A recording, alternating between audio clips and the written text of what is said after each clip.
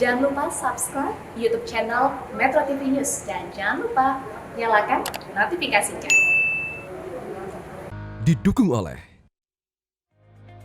varian ini tentu menjadi perhatian serius ya sejumlah negara yang sudah menyatakan terdapat kasus dari varian baru ini. Iya, sejumlah negara juga sudah melakukan penyesuaian atau pengetatan di negara masing-masing, termasuk di Indonesia juga. Kalau kita lihat ada 11 negara yang kemudian ditutup sementara aksesnya, baik itu melalui darat dan juga laut serta udara ini khususnya. 11 negara itu didominasi oleh negara-negara di Afrika karena memang asalnya Omikron ini dari Afrika Selatan dan juga Botswana, dan satu negara Asia yaitu dari Hong Kong. Betul. Nah, lalu seberapa berbahaya sih pemirsa varian Omikron ini? Kami akan ajak Anda untuk membahasnya bersama dengan dokter spesialis paru Rumah Sakit Persahabatan, Profesor Menaldi Rasmin. Selamat pagi, Prof.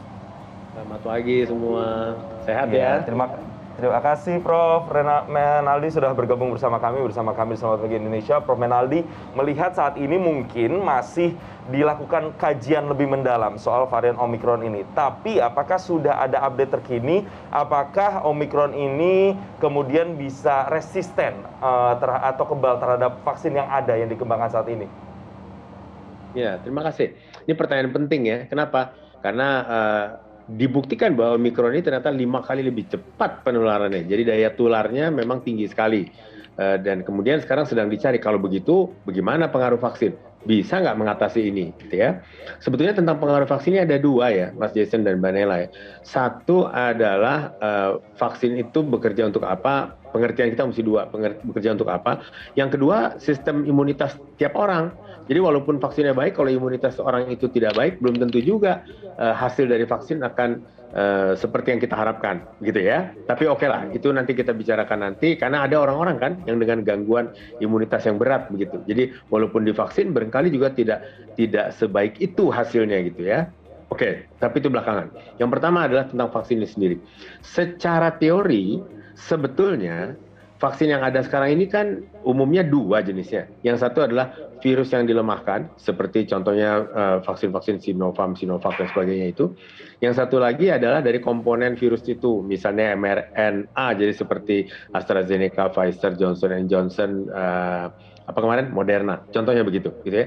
Nah, kalau dilihat dari komposisi inti asal pembuatan vaksin yang dari virus tadi, mestinya semua vaksin ini sih bermanfaat. Artinya efektivitasnya cukup baik.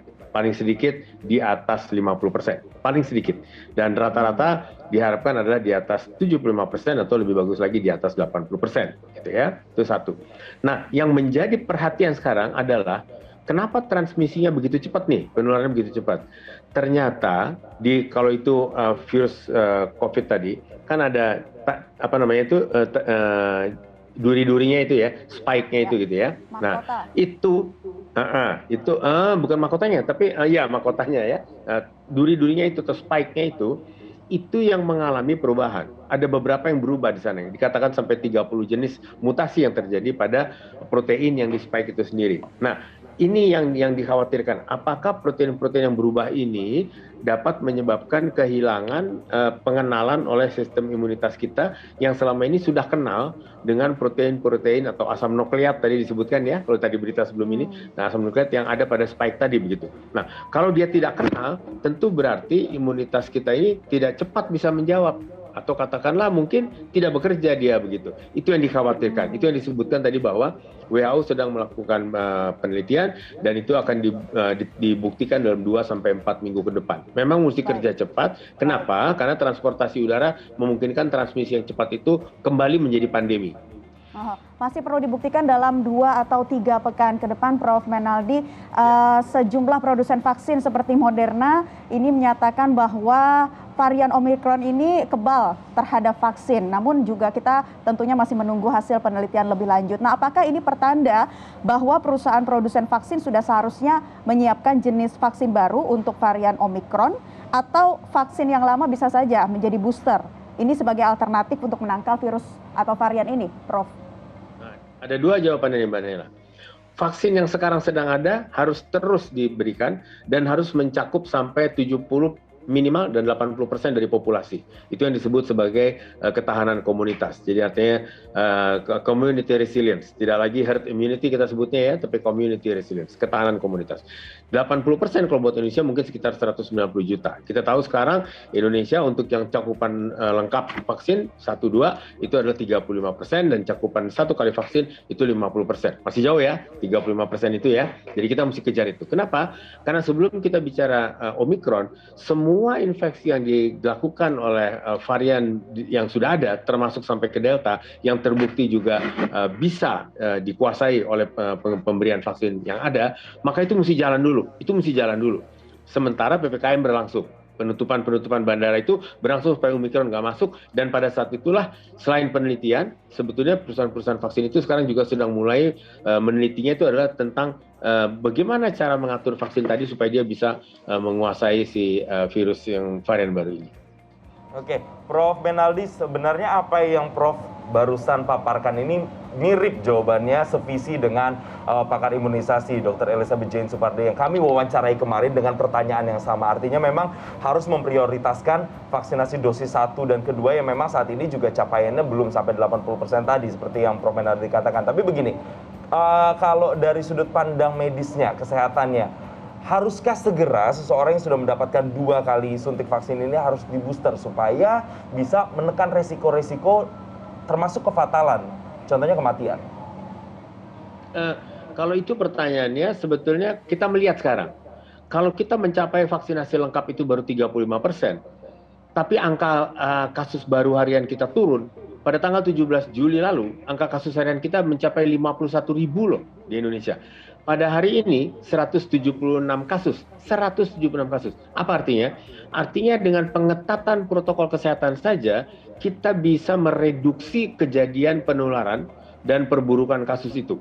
Jadi apa maksud saya, bahwa sebetulnya yang sekarang yang harus dikejar adalah mencapai 80% dulu, bukan vaksin ketiga pada orang yang sudah pernah dapat 2 kali vaksin. Oke, karena jumlah vaksin yang ada pada kita, kecukupannya, stoknya itu terbatas kan. Kita belum memproduksi sendiri, kita masih mendapatkannya dari luar, baik itu pemberian maupun kita beli sendiri. Jadi jumlah itu harus kita pertimbangkan untuk mencukupi 80% dari populasi dulu. Kalau kita sudah bisa bikin sendiri, nggak apa-apa. Ya, Prof. Menaldi, ini juga yang menjadi pertanyaan banyak orang begitu ya, yang perlu diketahui juga terkait dengan varian jenis Omicron ini.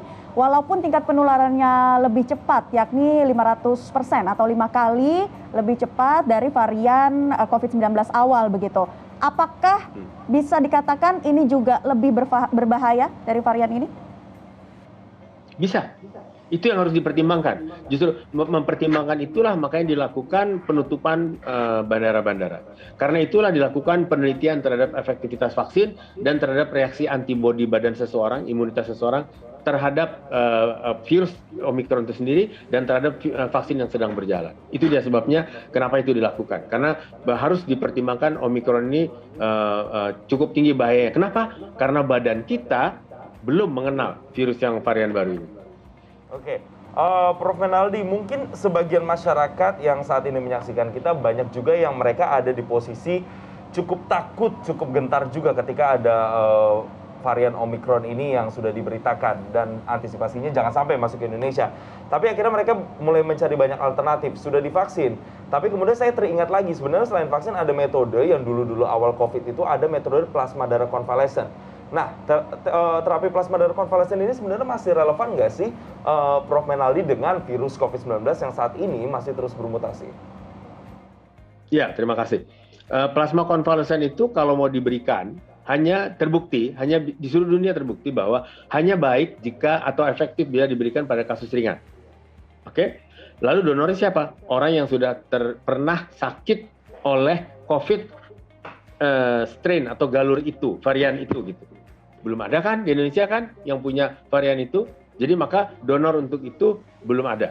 Oleh karena itu kita lupakan dulu tentang plasma konvalesen karena pemberian plasma konvalesen yang lalu pun tidak memberikan kesembuhan atau tidak memberikan perbaikan seperti yang diutarakan di banyak awal gitu ya. Jadi itu bukan pilihannya. Pilihannya adalah yang sudah dibuktikan oleh kita semua sekarang ini bahwa menjalankan protokol kesehatan dengan tepat, dengan baik, dengan sangat ketat, dengan sangat disiplin, bisa menurunkan dari 51.000 kasus baru per hari, jadi sekarang 176 kasus per hari. Jadi protokol kesehatan plus vaksinasi adalah dua hal yang mutlak. Yang lain tidak usah bingung dan jangan takut, yang penting waspada. Jika bingung, hubungi fasilitas kesehatan untuk berkonsultasi. Jangan lakukan sendiri-sendiri. Jangan takut, yang penting waspada. Prof. Menaldi, Ya, ini juga perlu betul. kembali diingatkan spesifikasi atau karakteristik ya dari varian Omikron ini sebetulnya seperti apa, terutama terkait dengan gejalanya ini, Prof. Ada sebagian yang menyatakan bahwa ternyata varian ini gejalanya jauh lebih ringan dari varian Delta, bahkan sampai tidak menimbulkan anosmia atau tidak hilang indera penciuman. Nah, ini seperti apa? Mungkin Anda bisa jelaskan terkait gejalanya. Ya, syukurlah jika kondisinya lebih ringan. Seperti yang sekarang didapat di Botswana, dia turun kasusnya sekarang, gitu ya, kasus hariannya. Jadi kalau itu lebih ringan, syukur.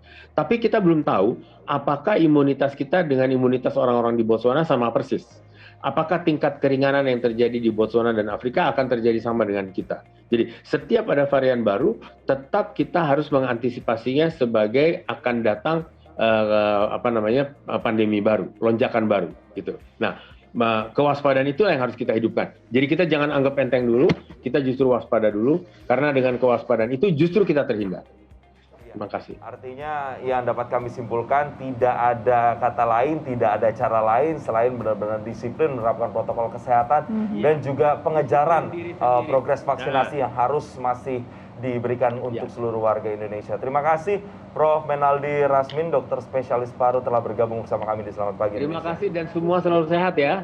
Salam Amin. sehat selalu, Salam sehat. Prof.